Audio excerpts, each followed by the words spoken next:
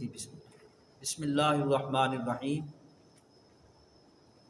آج گفتگو کا موضوع ہے معاشرہ میں عدم برداشت کا خاتمہ کیسے ممکن ہے۔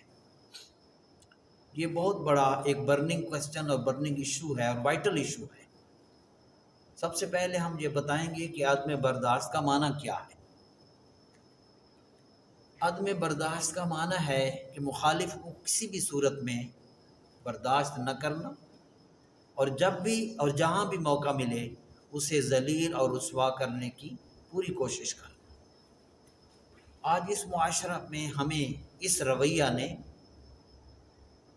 ایک تو ہمیں بدحواس کر دیا اور عالمی سطح پر اس چیز نے ہمیں بدنام کر دیا۔ تو آج ہم عرض کریں گے کہ اس رویے کا علاج کیسے ممکن ہے۔ مختصر جواب تو یہ ہے کہ اس چیز کا علاج صبر سے، برداشت سے اور جد و جہد سے، کوشش سے۔ اس کے لیے ہم قرآن کریم کی سورہ حج کی آیت نمبر 39 پڑھ رہے ہیں، اس کو ہی سمجھ لیں تو سب کچھ اسی میں ہے۔ ارشاد باری تعالی ہے، اعوذ باللہ من الشیطان الرجیم، بسم اللہ الرحمن الرحیم، اذن للذین یقاتلون بانہم ظلموا وان اللہ علی نصرہم لقدیر۔ ترجمہ ہے، اجازت جہاد دی جا رہی ہے ان مظلوموں کو جن سے جنگ کی جاتی ہے اس بنا پر کہ ان پر ظلم کیا گیا،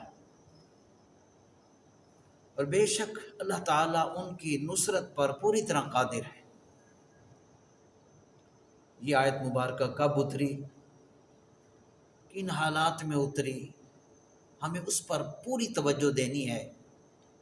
ہمیں معلوم ہونا چاہیے کہ یہ مکی زندگی کے 13 سال گزرنے کے بعد یہاں جہاد کی اجازت دی جا رہی ہے۔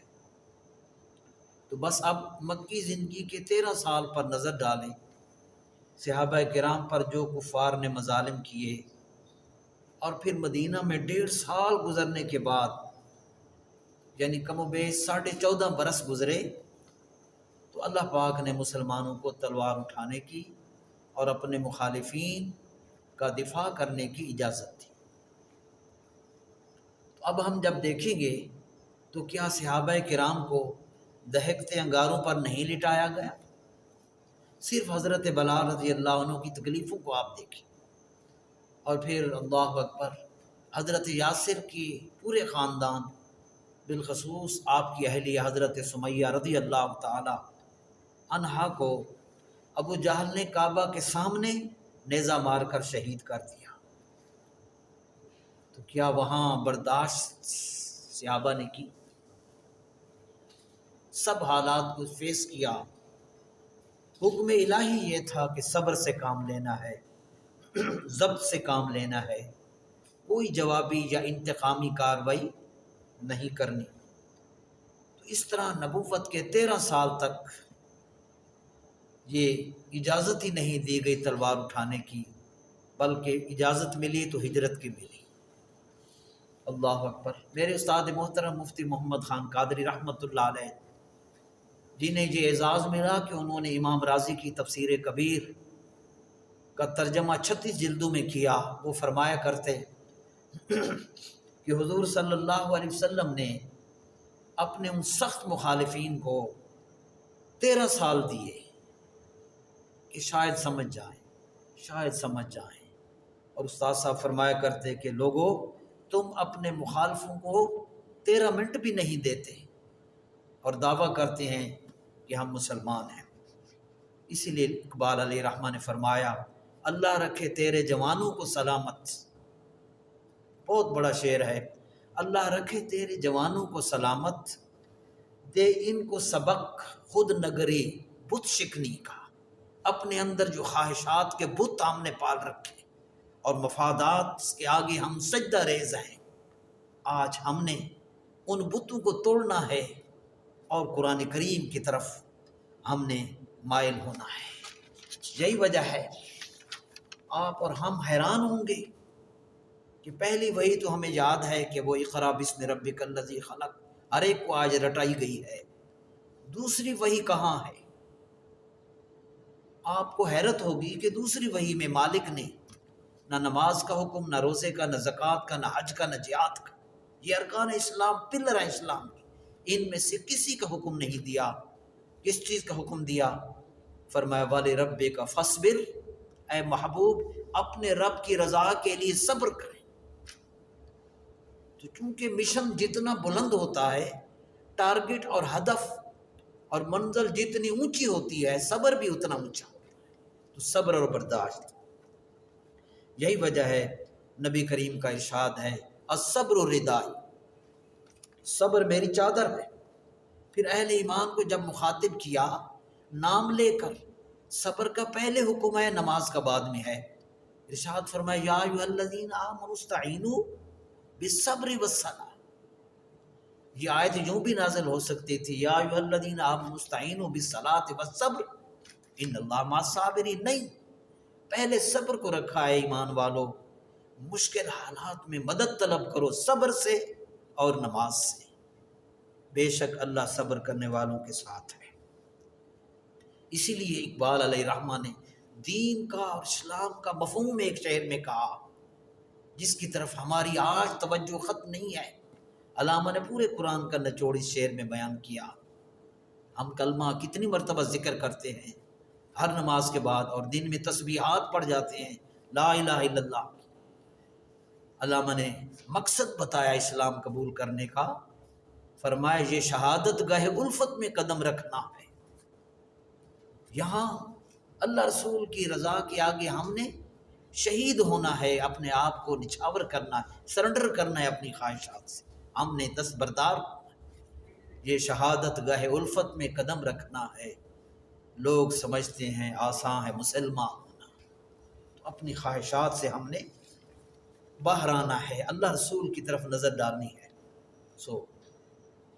اب اللہ پاک نے اصلاح کا جو طریقہ بتایا وہ اس سے بھی زیادہ الارمنگ ہے، سمجھنے والا ہے۔ وہ قرآن کریم کی سورہ طٰہٰ کی آیت نمبر 43 اور 44 کو پڑھیں۔